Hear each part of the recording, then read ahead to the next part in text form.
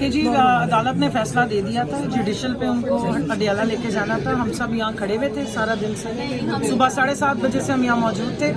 انہوں نے جان کے اس فاشسٹ حکومت نے ٹرک کیا، ڈرامہ کی ہے، اس کو پریزن وین میں بٹھا کے شہباز گل کو واپس اتارا ہے، اور اب جو ہے نئی سازش تیار کی جا رہی ہے اور اس کا جوڈیشل جو ریمانڈ ہے وہ جسمانی ریمانڈ لینے کی کوشش کی جا رہی ہے. پہلے بھی اس پہ بے تحاشا بہیمانہ تشدد کیا گیا ہے. اس کو پانی نہیں دیتے رہے، اس کو 4 5 گھنٹے مستقل ٹارچر کرتے رہے ہیں اور اپنی مرضی کا اس سے بیان لینا چاہ رہے ہیں. شہباز گل تو بہانہ ہے، اصل میں عمران خان نشانہ ہے، اور یہ ان کو ہم بتا دیں گے انشاءاللہ آپ کے نشانوں پہ تیر ویسے بھی نہیں لگنے لگے. میڈم آپ نے عمران خان نشانہ کا، عمران خان کو پھانسی دینے کے حوالے سے بھی باتیں کی گئی ہیں، اس پر کیا کہیں گی؟ جس نے دی کہنے کی یہ بات، جس نے جرت کی نا جاوید لطیف نے، اس کے اوپر غداری کا مقدمہ بنا تھا، اس نے پاکستان توڑنے کی بات کی.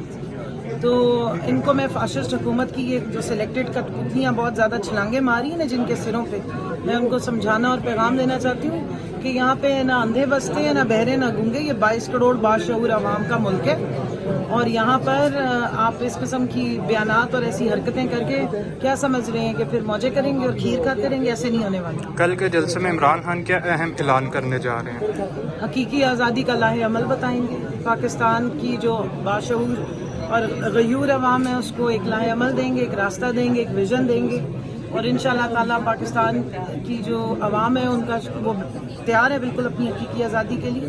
اور یہ اس طرح کی یہ چھوٹے موٹے ڈرامے یہ کر رہے ہیں اور یہ سازشیں کر رہی ہیں جو اللہ کی طرف سے ناکام ہو جاتی ہیں، یہ ہمارے راستے نہیں روک سکتی، ہمیں ایک عظیم قوم بننے سے نہیں روک سکتی. میں ان کو صرف اتنا بتانا چاہتی ہوں کہ آپ جتنی مرضی سازشیں کر لیں، سب سے اچھا پلانر اور سب سے بہتر سمجھنے اور کرنے والا ذات رب کی ہے، اللہ کی ذات ہے، اور اس کی طاقت کے آگے یہ آپ کی جو کٹ پتلی امپورٹڈ سرکار ہے جن کی شہ پہ آپ چڑھ کے بیٹھے ہوئے، یہ نہیں چلنے والی بہت عرصے تک.